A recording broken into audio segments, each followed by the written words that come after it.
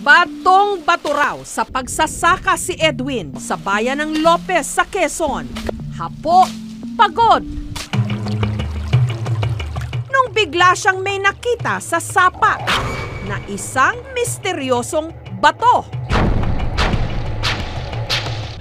Pauwi po ako noon, tapos dumadaan ako sa ilog. Nung naglalakad po ako, may napapansin po ako na kakaibang bato. Sabi ko, ano yun? Tapos, ang ginagawa ko, nilapitan ko. Dahil bahagya pa itong nakabaon, tinungkab niya ito. At dun na siya nagulat sa kanyang nakita. Makinis na bato na nababalutan ng mga nakaangat na linya. Tumitimbang ng halos 25 kilo. Akala ko, bahay ng alimango. Tapos, naisip ko na, laki naman nun para maging bahay ng alimango. Tapos, ang una ko talagang naisip ay parang gawa ng engkanto o gawa ng tao. Tapos, inuwi ko yung nakita ko na bato kasi para malaman kung ano talaga ang laman ito. Nung una, may nakalawit pa raw ditong buntot. Nung una, may nakita po akong nakalawit na buntot. Akala ko nga buntot ng butiki eh. Mula noon, araw-araw na raw iniisip ni Edwin kung ano ba ito. Simula po noon, nung nakuha ko po ito, lagi ko pong iniisip na ano ba talaga ang laman ito. Hanggang may nakapagsabi na marker o palatandaan daw ito sa isang nakatagong yaman. Yung mga guhit nito, hindi ko po malaman kung ano ba talaga ang ibig sabihin nito.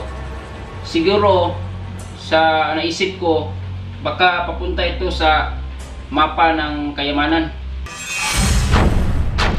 Hindi raw madaling puntahan ang sapa kung saan nakita ni Edwin ang bato. Delikado raw. Yung ilog po na sinabi ni Edwin ay malayo po at delikado puntahan kasi basa po yung daan kapag may tubig. Samantala, ang misteryosong bato, itinago na lang muna ni Edwin sa sako. Dahil hindi ko naman alam kung anong klaseng bato ito, ang ginawa ko ay itinago muna sa bahay namin para safety. Hanggang si Edwin, naghinala na kung ano ang napulot niya. Tapos, nanghinala na po ako. Sabi ko talaga sa isip ko, parang hindi ko kapangkaraniwang na bato. Ang unang pumasok sa isip ko ay itlog talaga ng dinosaur na ito. Base sa pananaliksik ni Edwin, ang nakuhang bato ay isa raw itlog ng dinosaur. Kasi parang kamukha po talaga ito ng itlog ng dinosaur. Kasi may guhit-guhit siya. Kung totoo po itong itlog ng dinosaur, malaking tulong po ito para sa amin. Para makaahon po kami sa kahirapan. 1850s, nung unang may nahukay na fossilized dinosaur eggs sa France. Mula noon, marami ng iba pang mga nahukay na itlog ng mga dinosaur sa iba't ibang bahagi ng mundo. Yung mga dinosaur po ay makikita sa mga ilog. Doon talaga sila nakatira kaya posibleng makakita ng mga itlog ng dinosaur doon. Ang dinosaur eggs na ibibenta sa mga museum at art collectors mula $400 to $1,500 kada piraso o 20 to 70,000 pesos. Gusto ko po talagang malaman kung anong laman ito. Kung itlog ba ito ng dinosaur. Pero teka muna, itlog nga ba talaga ito ng dinosaur? Para magkaalaman na, mula Lopez, sinamahan ng aming team si Edwin sa MGB para ipasuri ito. Unang tingin ko po dito, para po siyang itlog na dinosaur. Kasi meron po siyang guhit-guhit. Pero hindi pa tayo sure. Ang gagawin po natin, ititis pa po natin ito. Ngayon po, patatakan natin ng kimikal. Kapag ito'y bumula, ibig sabihin itlog dito ng aso.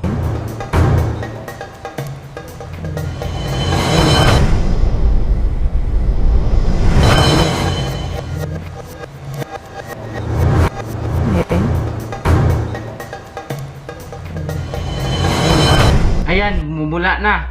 Ibig sabihin po ito, itlog po nito ng aso.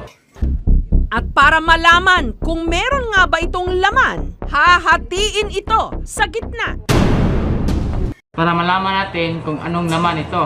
Gusto nyo po hahatiin natin nito sa gitna gamit ito ng martilyo. Kasi po baka sa loob nito ay nandito talaga yung itlog ng dinosaur. Papayag kaya si Edwin na hatiin ang kanyang bato?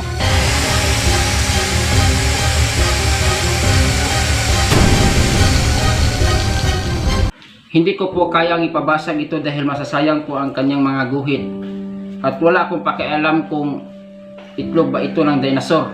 Ang gusto ko po talaga ay hanapin yung ginto kasi po baka mapayan ang kayamanan. Bagamat hindi nahati ang bato na hawak ni Edwin, sigurado na hindi ito itlog ng dinosaur o mapa.